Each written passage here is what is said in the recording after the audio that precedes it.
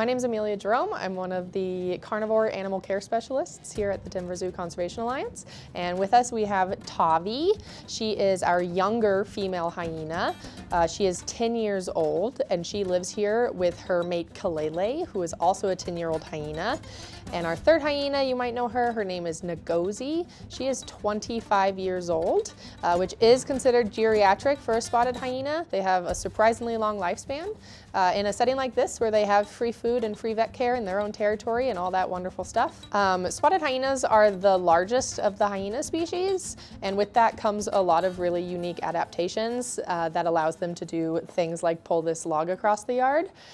They have incredibly strong jaws and teeth, very large teeth that are embedded very deeply down into their jaw. A lot of animals will break apart bones and eat that bone marrow. It's very high in nutritional value, so a lot of animals utilize the bone marrow, but spotted hyenas are one of the few animals that will eat the entire bone, and actually their digestive system is unique enough and strong enough that they can actually draw nutrients out of the entire bone.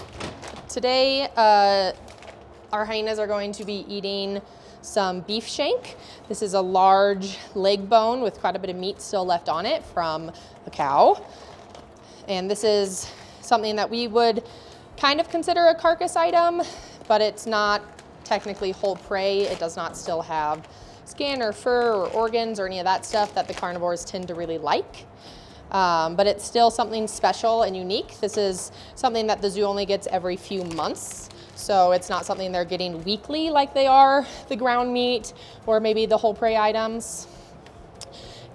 And it's really good because it's large and it's going to take her a while to eat this. It's really great for the hyenas because they are one of the most difficult animals in this area to enrich because they are so destructive and they have such strong jaws that they can't have a lot of the plastic toys that we give the lions and the wild dogs. So we have to get really creative with how we give them their food. We try not to just be creative with what food they get, the items and a variety, but also with how we present it to them.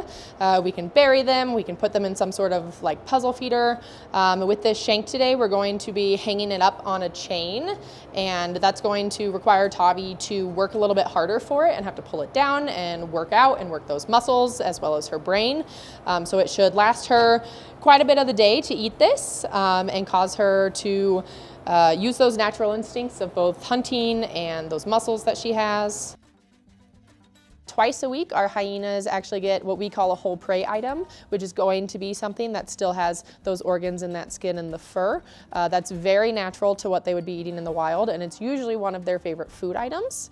And then every now and again, they get something special like what you saw today. They get these shank items, or we can get rib bones, and we can actually get just like hoofs of different beef or pork animals. It also creates more of a naturalistic diet schedule for them, a feeding schedule.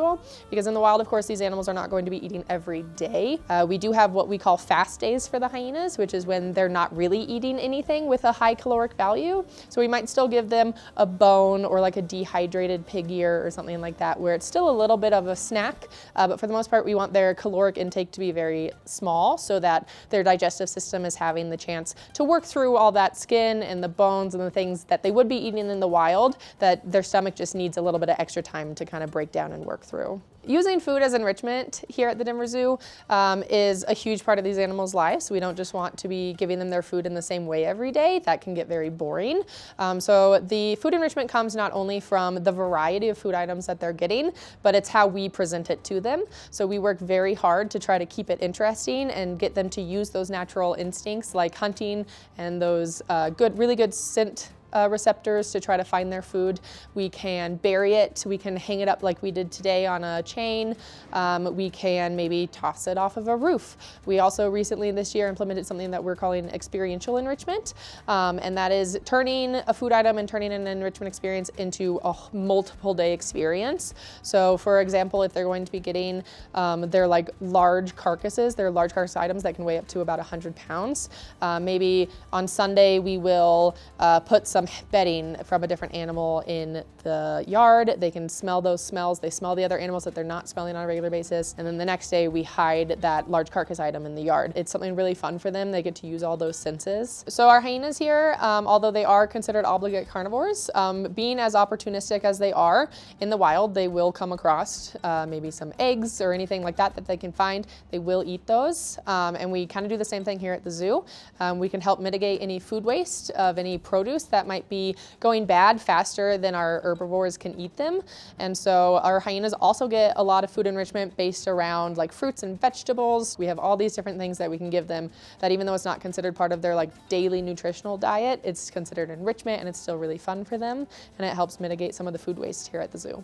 Spotted hyenas, as well as all hyenas, have gotten a really bad reputation over the years, not only from the way that they're portrayed in the media. Humans don't want to have a lot of contact with them in the wild, which can both be good and bad because it means that humans aren't really bothering them, but it also still means that they're being looked down upon quite a bit and people are afraid of them, and that's just not really what we want to see. We want to see a healthy love and respect of these animals. My favorite part of my job and what we're trying to do here is to show people that these spotted hyenas are really wonderful creatures and they're so unique and so interesting, and I really hope that you will come to the zoo and give them a chance and check out what we do here.